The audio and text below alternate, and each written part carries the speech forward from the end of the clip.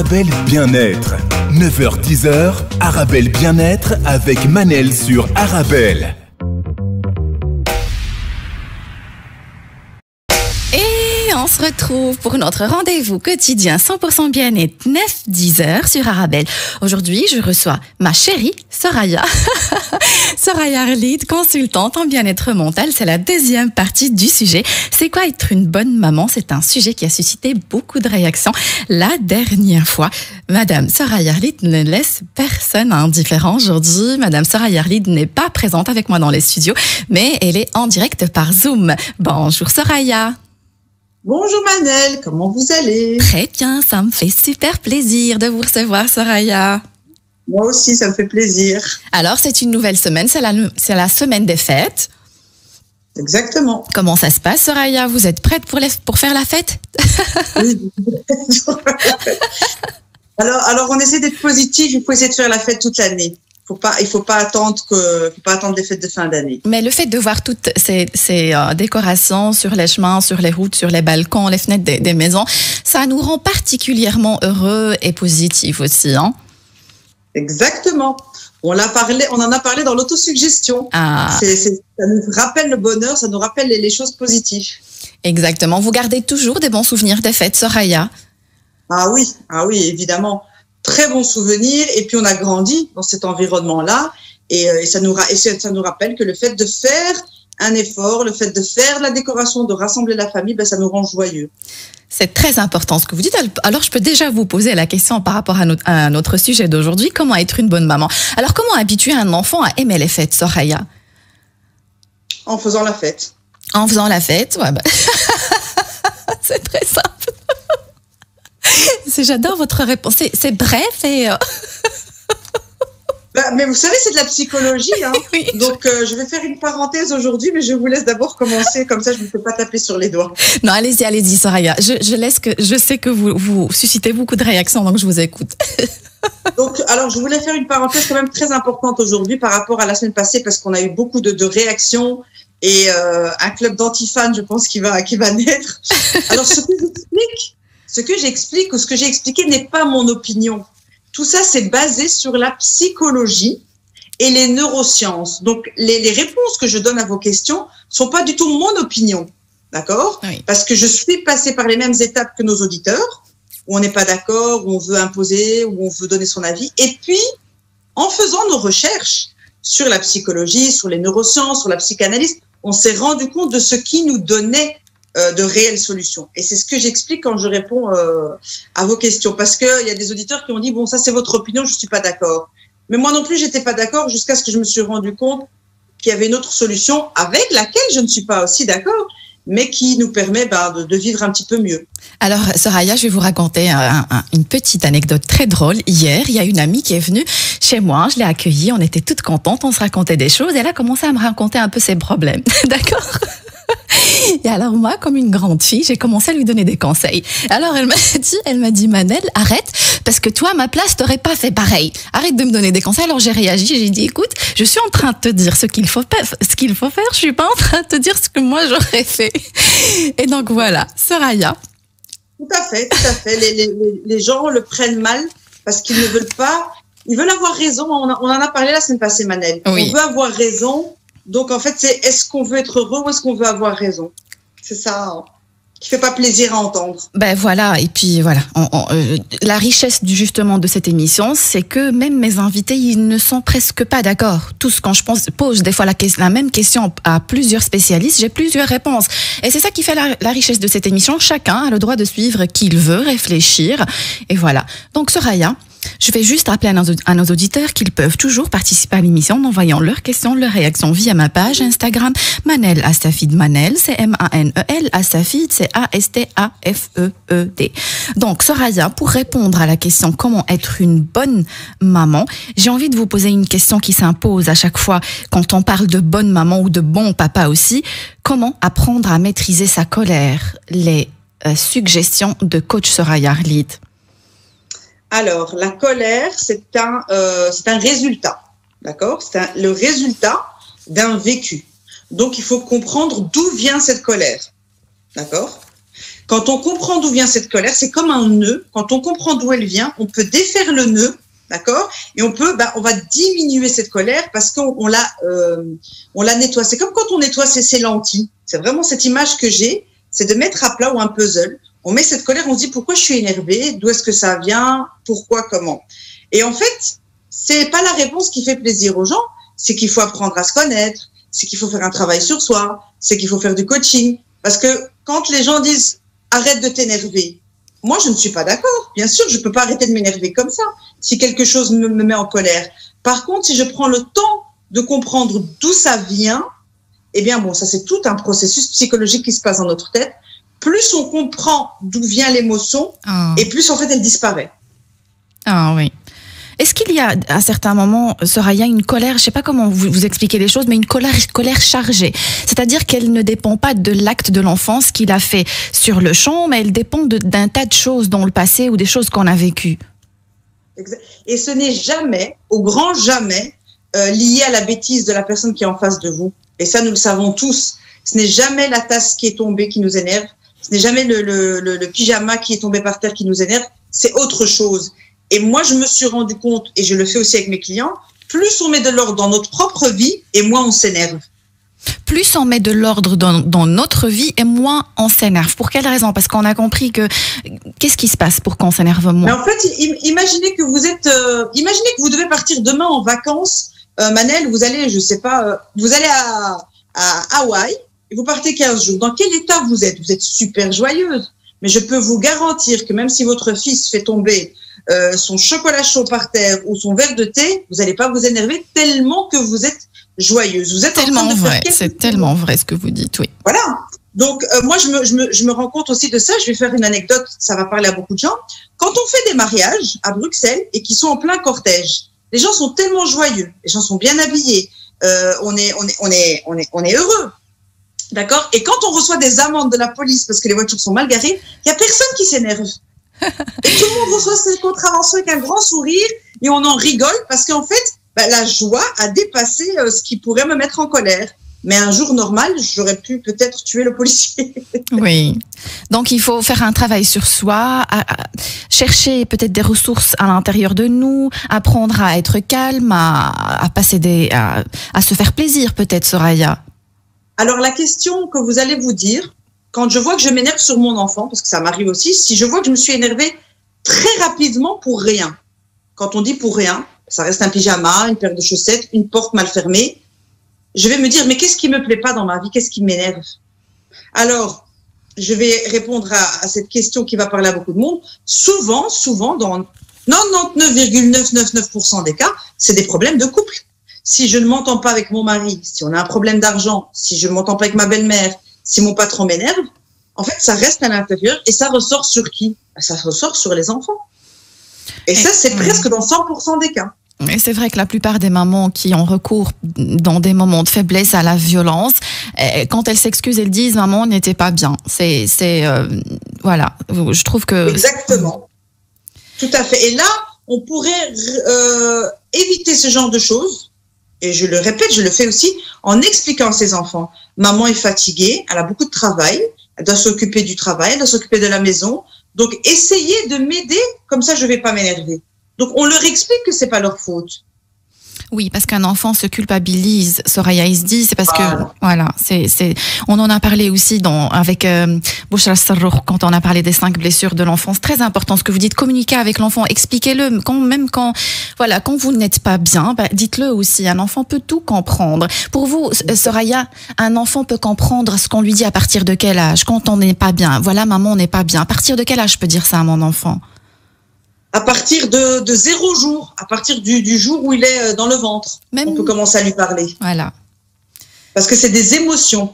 Quand vous parlez à un chat, quand vous parlez à un cheval, quand vous parlez à un chien, c'est pas un être humain, il ne peut pas vous répondre, pourtant il ressent tout, il comprend tout. Donc, le fait on ne communique pas avec des mots. En fait, si vous voulez, 10% de notre communication, c'est les mots. Mais tout le reste, c'est le toucher, quand on va se toucher, le regard, la communication non verbale. Le langage non verbal.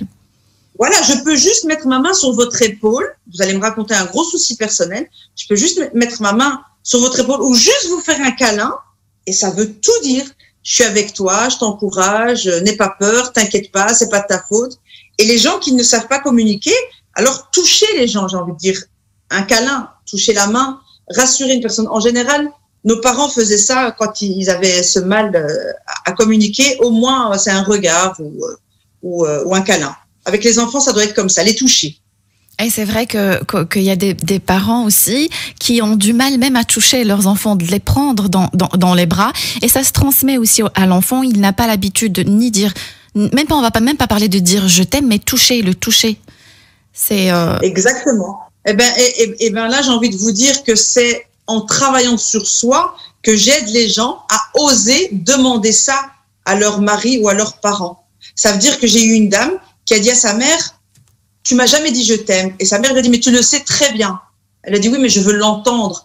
Oui, tu m'as payé les études. Oui, tu me nourris. Tu m'achètes tout ce qu'il faut. Mais j'ai envie d'entendre le mot je t'aime. Et alors, sa maman, elle lui a acheté un petit cadeau. Elle lui a marqué le mot je t'aime. Et ça a été réglé pour la personne. Elle m'a dit, c'est bon, ma maman me l'a dit. Waouh. Soraya, je vais vous lire une étude par rapport au fait de soutenir et réconforter son enfant.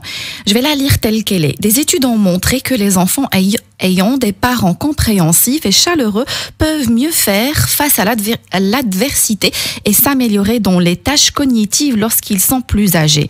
Donc, soutenir et réconforter son enfant peut même l'aider ou aider son cerveau à mieux se développer. Soraya, comment apprendre à soutenir et réconforter un enfant quand nous-mêmes on manque de réconfort?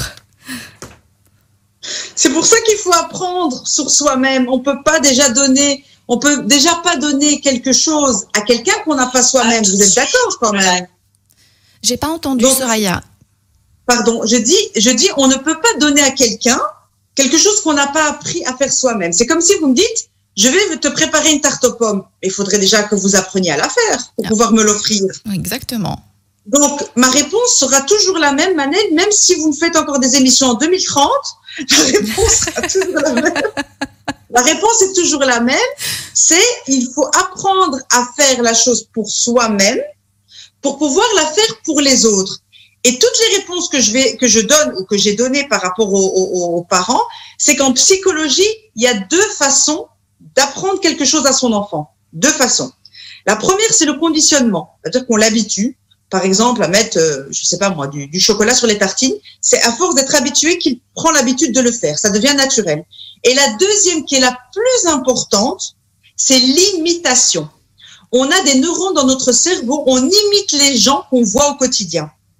Ça veut dire que vous avez beau dire à votre enfant je vais m'occuper de toi, si vous ne le faites pas, il ne le ressent pas. Et il ne le fera pas avec ses amis ou avec ses enfants ou quoi. Donc nos enfants nous imitent. D'accord? Oui. Et c'est là où en fait tous les parents trouvent un problème.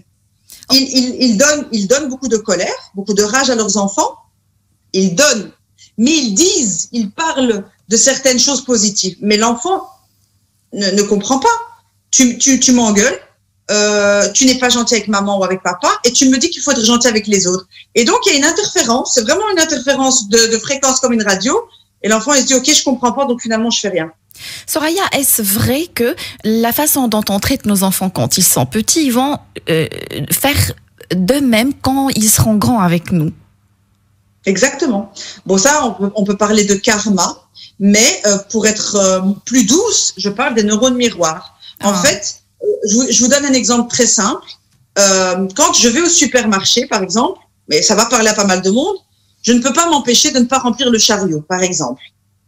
Il est impossible que je vais rentrer dans un supermarché sans le remplir. Mais c'est quelque chose qui est naturel. Pourquoi? Parce que j'aurais vu ma maman ou mon papa tout le temps faire des grosses courses. Donc, c'est inconscient. Et par contre, je vais avoir une amie qui peut rentrer dans un grand supermarché et ressortir avec une boîte de thon.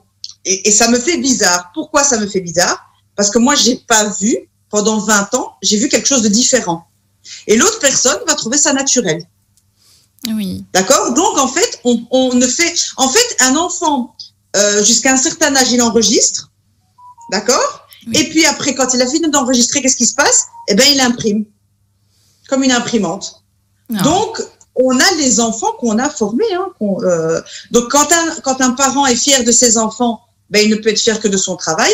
Quand un enfant n'est pas fier de ses enfants, ben, en général, il a une part de responsabilité.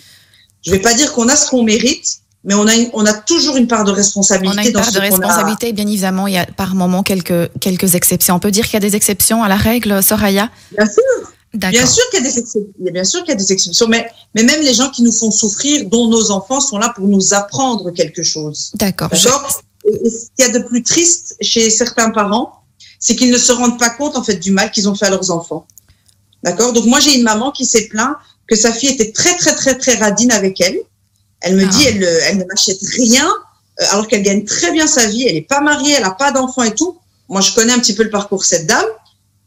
Mais vous savez qu'il faut beaucoup de temps pour lui faire avouer, et je pense que ça peut prendre une éternité, qu'elle se rende compte qu'elle a été radine avec sa fille. Mais elle s'en rend pas compte. Soraya, j'ai encore pas mal de questions, mais si vous permettez, on va devoir prendre une toute petite pause et on se retrouve juste après avec plaisir, la pause. Merci Soraya.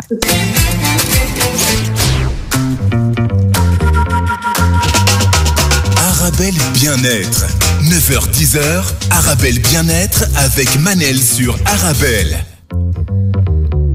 Et on se retrouve pour notre rendez-vous quotidien 100% bien-être 9-10h sur Arabelle. Très très belle chanson de Kenji Habibi. Aujourd'hui, je reçois en direct par Zoom Madame Soraya Arlid, consultante en bien-être mental. Elle répond à la question « C'est quoi être une bonne maman ?» Je rappelle à nos auditeurs qu'ils peuvent toujours nous envoyer leurs questions, leurs réactions via ma page Instagram Manel Astafid. Manel, c'est M-A-N-E-L, Astafid, c'est A-S-T-A-F-E-E-D. Le grand retour de notre auditeur, Monsieur MM, ça faisait très très longtemps. Alors, Monsieur MM, il parle des enfants qui vivent sur les réseaux sociaux, et c'est vrai, Soraya, j'ai reçu pas mal de plaintes de mamans qui parlent de leurs enfants, ados surtout, qui vivent sur les réseaux sociaux. Ils ont une vie virtuelle et c'est très difficile de couper son enfant et lui dire, en fait, il trouve aucun intérêt à manger, à s'asseoir avec les parents. Qu'est-ce que vous en pensez? Alors là, je vais expliquer ça de façon assez simple, comme j'aime les explications simples. Il y a une dame qui a posé à peu près la même question: comment préserver mes enfants de tout ce qui est toxique ou négatif? D'accord. D'accord. Donc, on va mettre dans le même sac les mauvais professeurs, un mauvais parent, les réseaux sociaux, la télévision ou toute personne toxique que rencontre l'enfant, d'accord? Donc tout ça, on va reprendre l'ancien exemple que j'avais expliqué, on va le mettre dans un seul mot, une étiquette, le vinaigre, qui est mauvais, d'accord?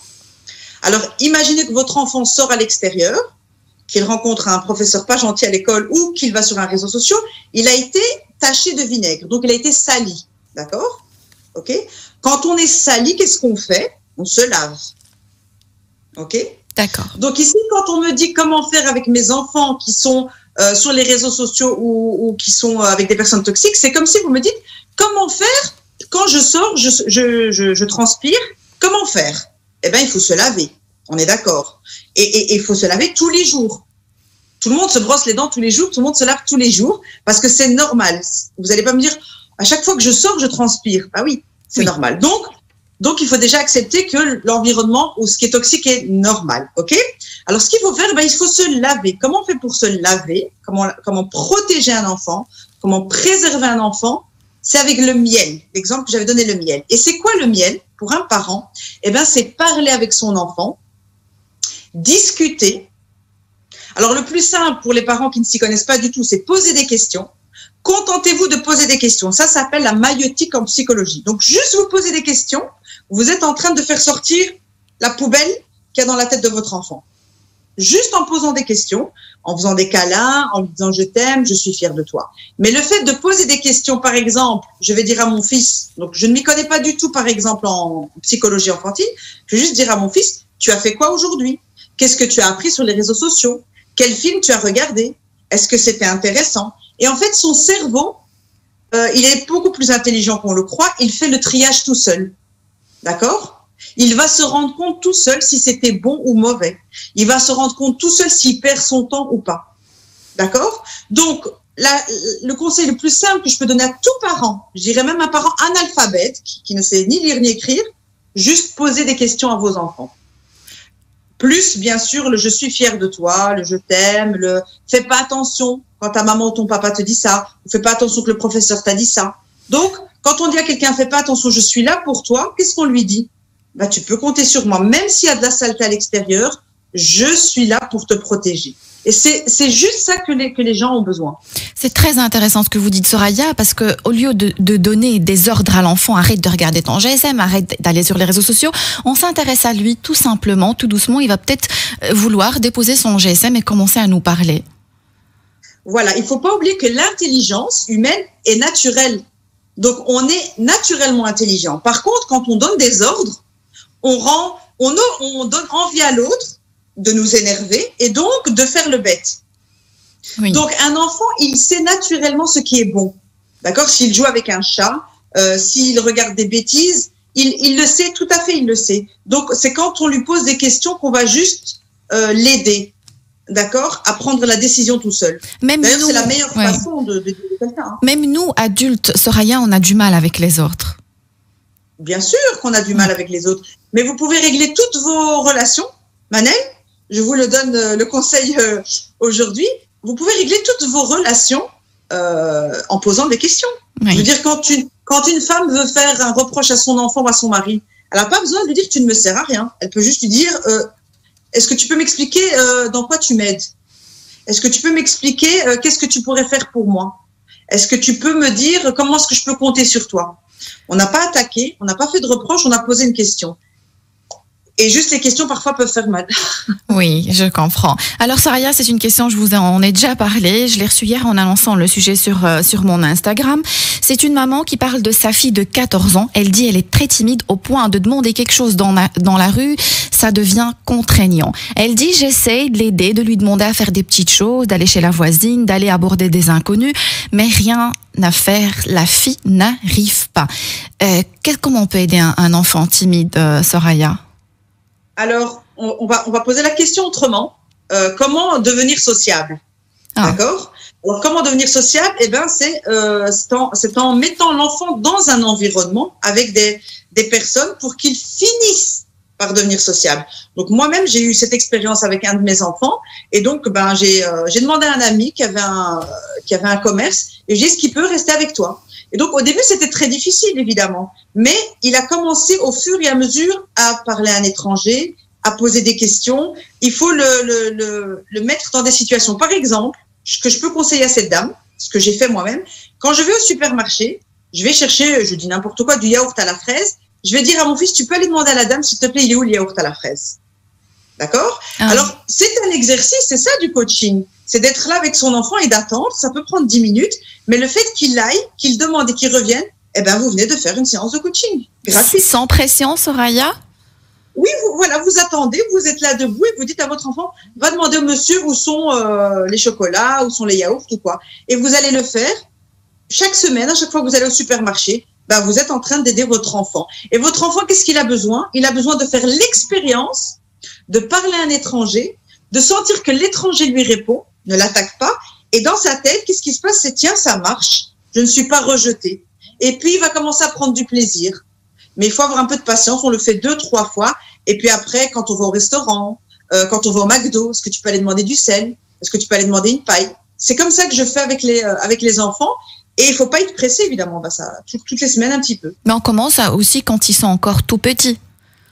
Oui, bien sûr. Ouais. Mais déjà, quand ils sont tout petits, va demander à grand-mère une serviette. Va demander à papy, il est quelle heure? En fait, c'est juste lui faire le faire parler à des personnes différentes. Alors, ce qu'on a entendu le plus, Soraya, c'est fais attention à toi. Fais attention à toi. Fais attention.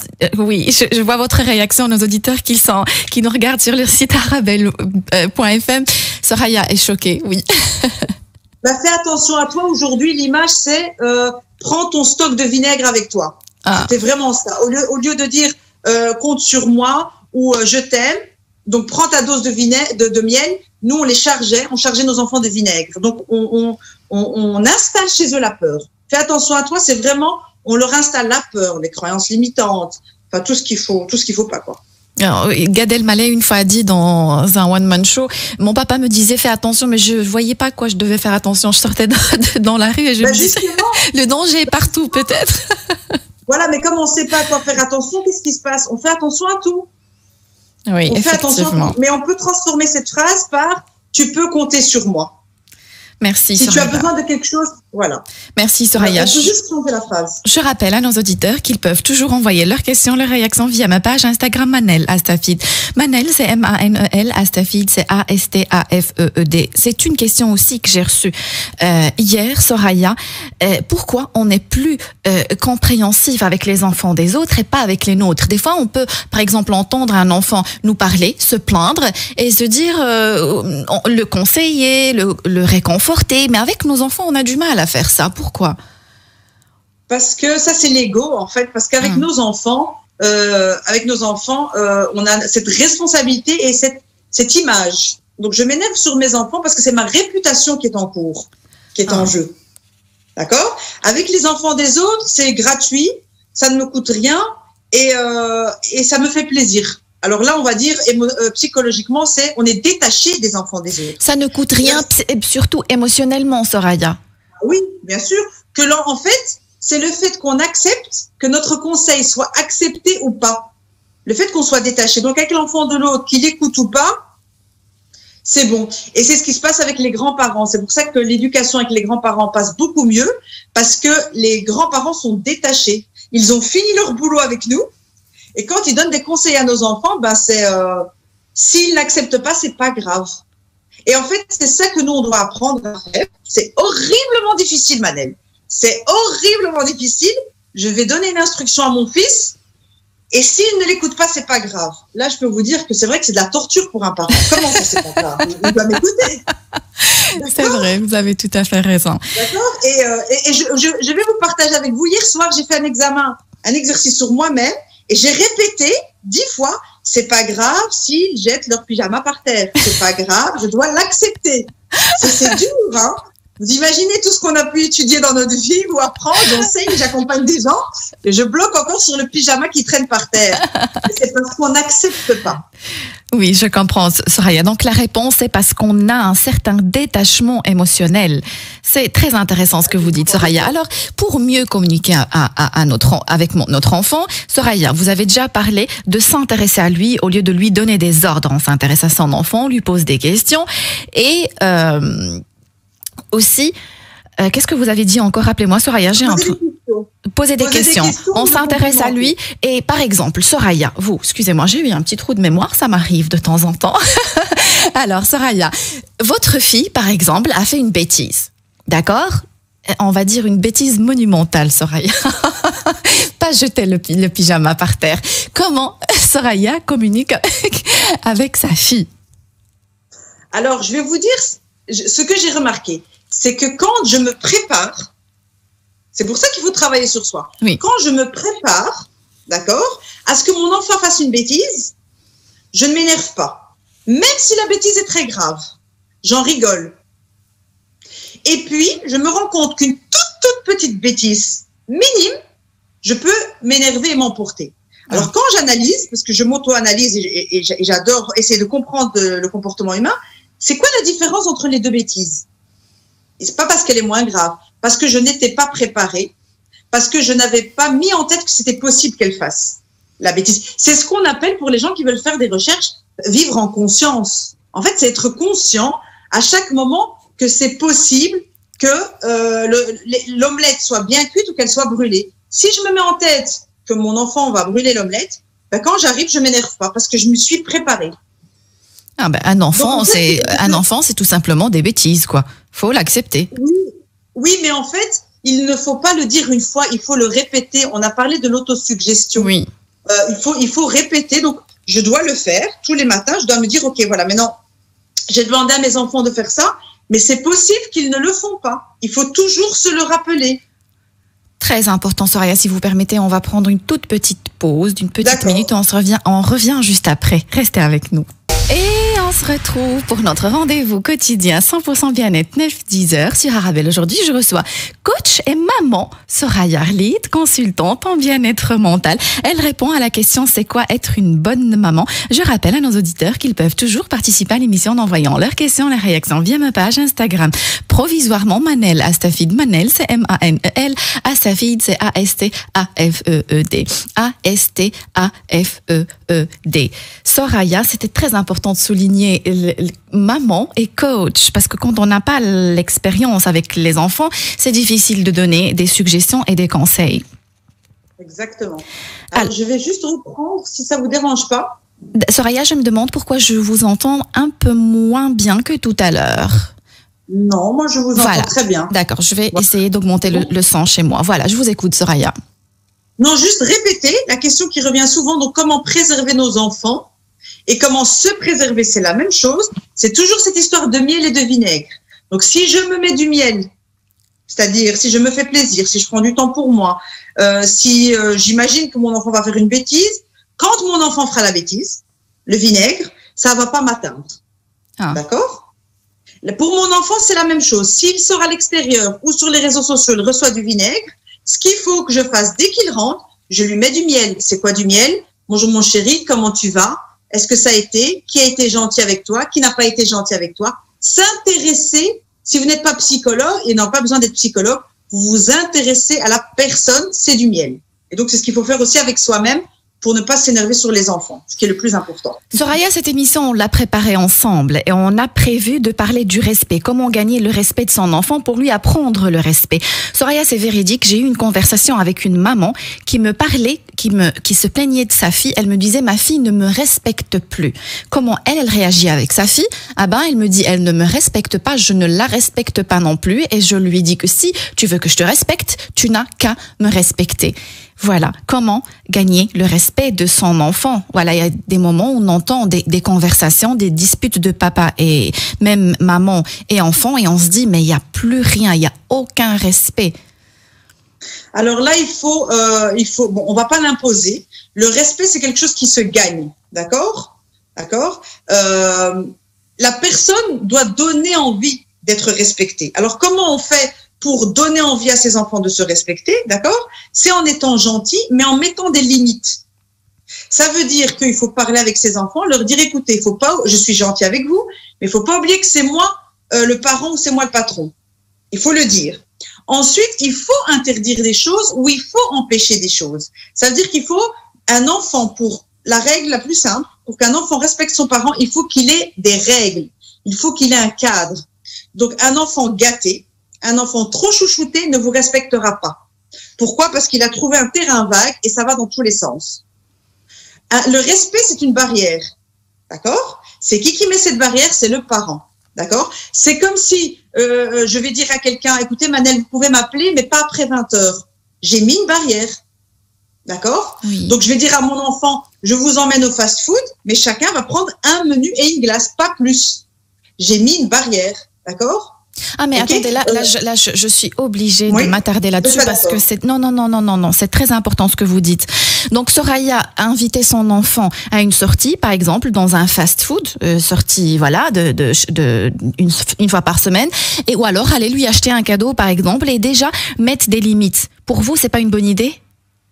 Non, il faut mettre des limites. Mais il faut mettre des limites. Que vous achetiez une glace ou une voiture à votre enfant, parce que même s'il y a des gens qui ont les moyens, mais c'est d'expliquer à l'enfant, j'ai les moyens de t'acheter la glace ou la voiture, d'accord? Et je le fais parce que tu le mérites, parce que tu es gentil et parce que tu as eu des bonnes notes. Mettre un cadre. Mais c'est pas, je ne suis pas en train de lui apprendre la récompense et lui apprendre un amour qui n'est pas inconditionnel. Soraya, c'est une question que je me pose. C'est vrai, vous avez raison, mais j'explique pourquoi je fais le cadeau et en fait, l'idée que je veux que les parents fassent passer à leur enfant, c'est tu n'es pas mon maître, je ne suis pas ta merci. Parce que quand on achète beaucoup de cadeaux à quelqu'un, c'est quoi? C'est j'ai peur de te perdre. Et ça, c'est inconscient. Plus vous êtes à la merci de quelqu'un, vous faites trop de plaisir, dans le couple, c'est la même chose, plus l'autre va vous monter sur la tête. Donc, juste expliquer à l'autre, je suis consciente du gros cadeau que je vous fais. D'accord? Je suis consciente du plaisir que je vous fais. Ou, et ça je l'ai déjà fait personnellement, aujourd'hui, j'ai décidé de vous faire carte blanche au supermarché. Et oui, on rentre au supermarché et c'est carte blanche. Mais c'est un événement. Je prends le chariot et vous pouvez prendre ce que vous voulez. Mais ça reste un événement. J'ai mis une barrière. D'accord, Soraya, c'est une phrase que j'ai entendue souvent et que personnellement me fait très mal quand j'entends un papa ou une maman dire à son enfant, papa et maman n'ont pas les moyens de vous acheter telle et telle chose. Personnellement, je n'ai jamais entendu ça de mes parents, c'est pour ça que ça me choque quand quelqu'un dit à son enfant, j'ai pas d'argent, j'ai pas les moyens. Ça ne peut pas développer une certaine frustration chez l'enfant. Si, et vous avez dit une phrase super importante, Manel, c'est que nos parents nous ont jamais dit ça. Pourtant, ils étaient ouvriers. Pourtant, ils n'avaient pas vraiment les moyens, ils n'ont jamais dit cette phrase. Donc, nos parents étaient déjà très psychologues.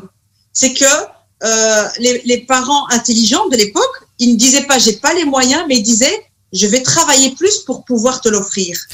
C'est très touchant. Oui, c'est très touchant. C'est ça. Donc, maintenant, je dis à mes enfants, c'est quoi votre rêve? Mes enfants vont me dire « mon rêve, c'est d'aller au Canada ou aux États-Unis ».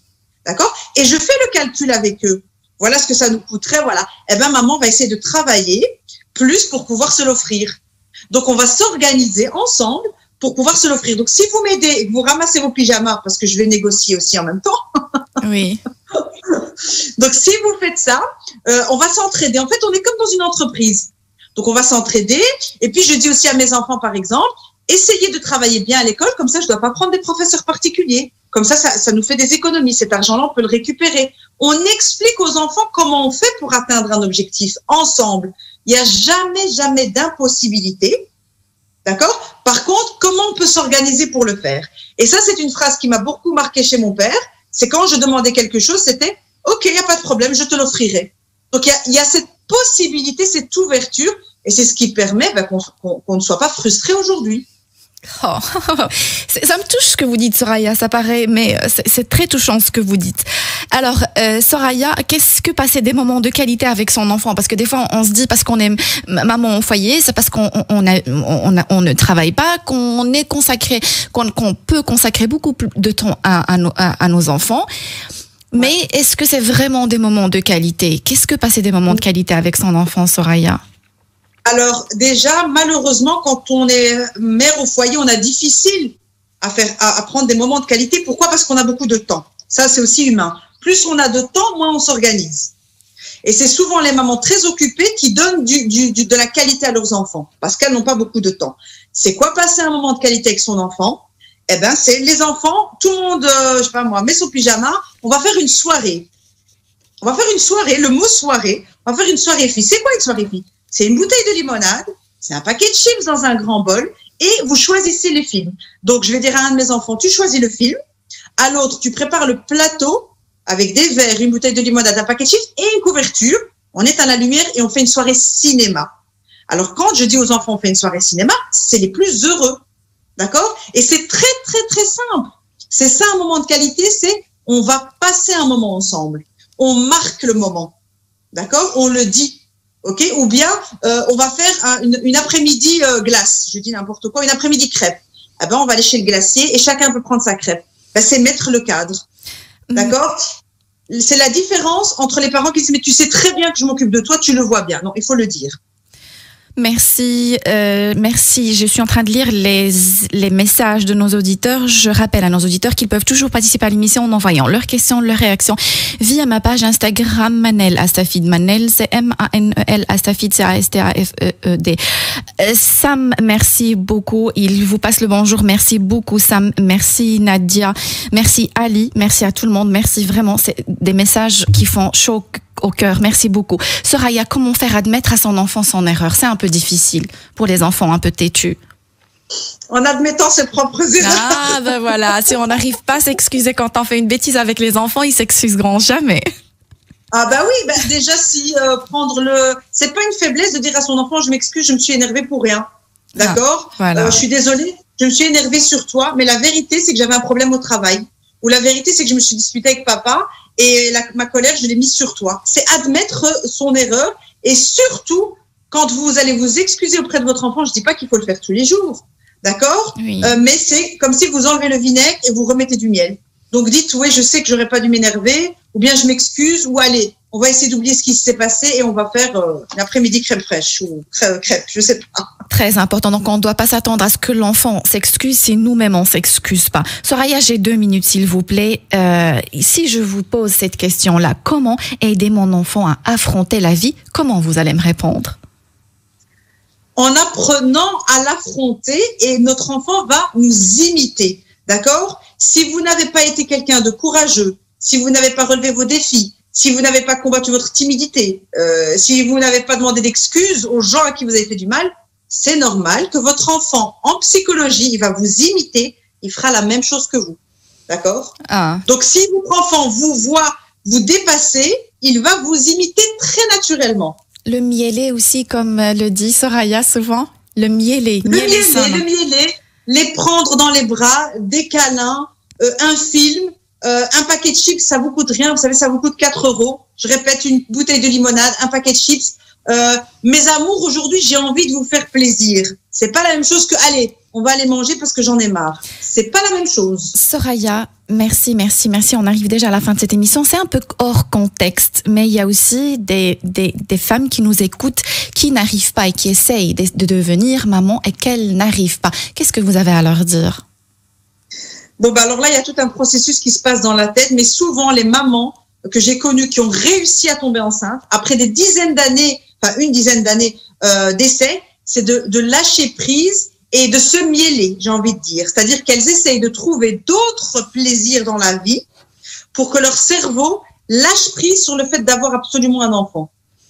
D'accord? Oui. Donc, il faut qu'elles trouvent d'autres moyens sur lesquels elles vont se faire plaisir pour que le corps lâche. D'accord. Parce que là, elles envoient un message à leur corps en disant « si j'ai pas de bébé, je ne serai pas heureuse ». Et le corps, bah, il bloque. Lâcher prise, apprendre à lâcher prise. Lâcher prise en créant du plaisir, des activités, des sorties. Il faut faire une liste d'autres plaisirs pour que le corps se dise « ah, mais je peux être heureux autrement ». Oui. Si le corps peut être heureux autrement, il y a moyen qu'il puisse faire son petit bébé tranquillement. C'est vraiment dans la tête. Un conseil vraiment à écouter, s'il vous plaît. C'est très important ce qu'elle a dit. Même les médecins peuvent vous l'assurer. Apprendre à lâcher prise, ça peut vous aider à tomber enceinte. Soraya, merci du fond du cœur. Je vais finir l'émission par un message très adorable que j'ai reçu de Aya. Excellente émission, excellente. Son invité Manel. Merci beaucoup, Soraya. Merci beaucoup, c'est gentil. À la prochaine. Merci, à la prochaine. Merci de nous avoir écoutés. J'espère que vous avez eu votre dose de vitamines. N'oubliez pas que le bonheur vous rend plus belle et plus beau. Fréquentez les gens heureux. Le bonheur est contagieux. Rendez-vous demain, 9h, sur Arabelle. Arabelle Bien-être. 9h-10h, Arabelle Bien-être avec Manel sur Arabelle.